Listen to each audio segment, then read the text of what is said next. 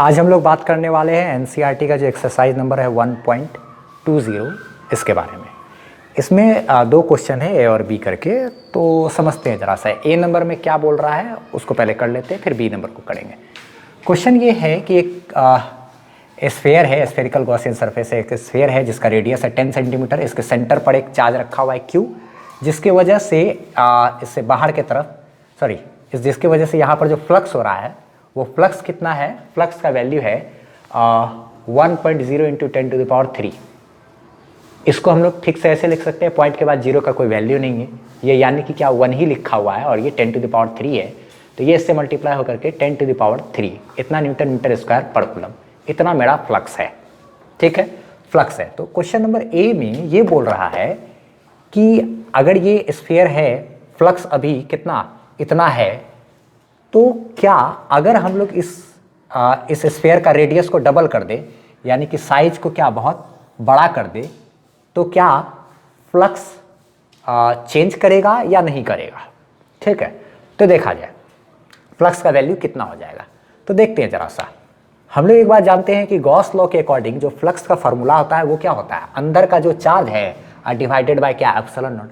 अब चूंकि स्फीयर इतना बड़ा हो या इतना बड़ा हो, अंदर में तो उतना ही चार्ज है ना। जब अंदर का चार्ज पे ही ना सिर्फ डिपेंड करता है फ्लक्स, साइज पे, सरफेस के साइज पर डिपेंड नहीं करता।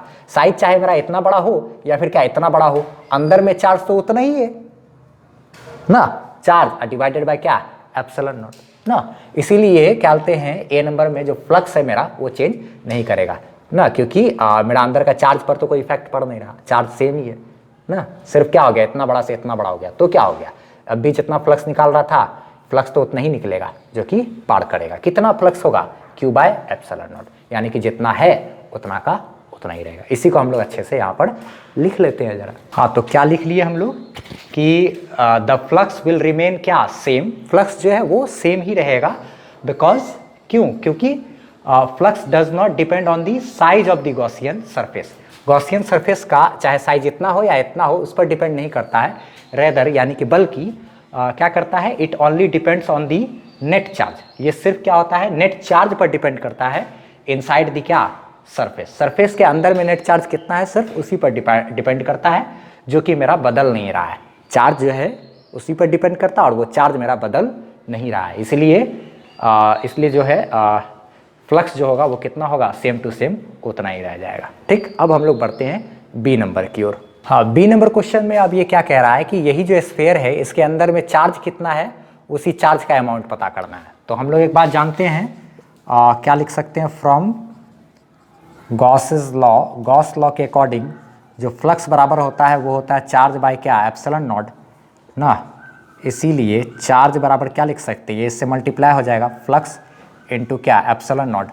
फ्लक्स इंटू एप्सिलॉन नॉट करेंगे तो फ्लक्स का वैल्यू क्या है, यही चीज़,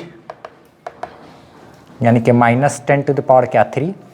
फ्लक्स का वैल्यू यहाँ डाल दिए। अब एप्सिलॉन नॉट का वैल्यू यहाँ डाल देते हैं, 8.854 इंटू 10⁻क्या, -12। अच्छा ठीक है, इसको जरा आप सॉल्व करें तो क्या होगा, ये माइनस तो खैर ठीक है ऐसे ही रहेगा। ये 10 और 10 दोनों का बेस क्या है, सेम है, तो ये 10 दोनों का बेस सेम है, तो पावर क्या हो जाएगा, जुट जाएगा। ये तो ऐसे ही रह जाएगा, 8.854 इंटू 10⁻12 में जुटेगा क्या, 3। तो ये मेरा क्या आ जाएगा, ये आ जाएगा आ गया कितना, -8.854। बुक में सिर्फ 8.8 तक ही लिखा है, इतना इंटू 10⁻⁹ इतना कूलम। इतना कूलम मेरा क्या हो जाएगा, आंसर। लेकिन बुक में जो आंसर दिया है वो क्या किया है, बुक में जो आंसर दिया है वो क्या किया है, वो बुक में आंसर जो दिया उसको लिख लेते हैं। सबसे पहले क्या करना है, ये फिगर बना लेना है, उसके साइड में ये तो एक तरीके लिख लेना है, उसके बाद यहाँ से सॉल्यूशन करना है। तो ये गॉस लॉ ये दे करके उसके बाद इसको इस तरीके से लिखते हुए हम लोग चाहें तो क्या कर सकते हैं, ये बराबर कितना, इतना, ये बराबर यहाँ तक आए। उसके बाद ये जो 10⁻⁹ है ना, इस 10⁻⁹ को बोला जाता है नैनो कूलम हो जाएगा। जैसे कि 10⁻⁶ रहता है तो माइक्रो कूलम, उसी तरह से 10⁻⁹ है तो ये क्या हो जाएगा, नैनो कूलम हो जाएगा।